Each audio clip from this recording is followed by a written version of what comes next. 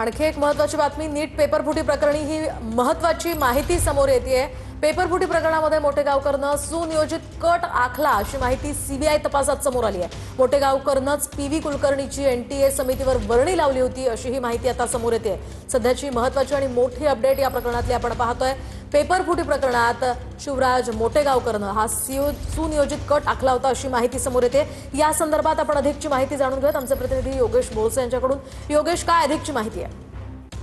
नीट paper फुटी प्रकरणी रोज नवीन update समोर येताना पाहायला मिळते। या प्रकरणात शिवराज मोटेगावकरला सीबीआयने अटक केलेली आहे। त्याला सीबीआय कस्टडी देखील देण्यात आलेली आहे। त्यासोबतच पीव्ही कुलकर्णी आणि पुण्यातल्या प्राध्यापिका मनीषा पांडे या तिघांना देखील सीबीआयने अटक केलेली आहे। मात्र या तिघांच्या तपासात संपूर्ण धक्कादायक माहिती आता समोर येताना पाहायला मिळते।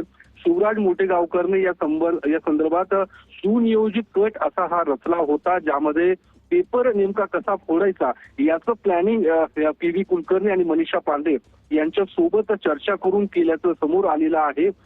एनटीए जी काही समिती असते, जी या पेपर सेटिंगसाठी असते, त्या समितीवरती पीव्ही कुलकर्णीची वर्णी शिवराज मोटेगावकरने लावून घेतली होती।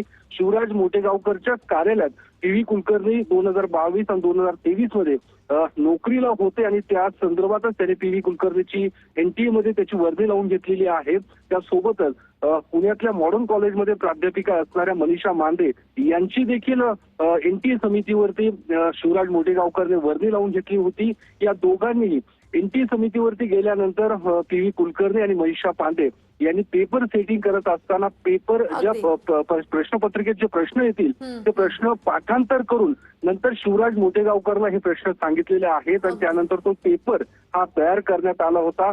तो शिवराज मोटेगावकरच्या मोबाईलमध्ये सीबीआयला मिळून आलेला आहे। त्याची पीडीएफ कॉपी ही शिवराज मोटेगावकरच्या मोबाईलमध्ये आढळून आलेली आहे। ज्यावेळी शिवराज मोटेगावकरला अटक केली त्यावेळी त्याचा मोबाईल धक्कादायक माहिती म्हणावी लागेल। धन्यवाद तुम्ही दिलेल्या सविस्तर माहितीसाठी। सुनियोजित मोटेगावकरनं हा कट आखल्याची ही मोठी माहिती आता या प्रकरणी समोर येते आहे।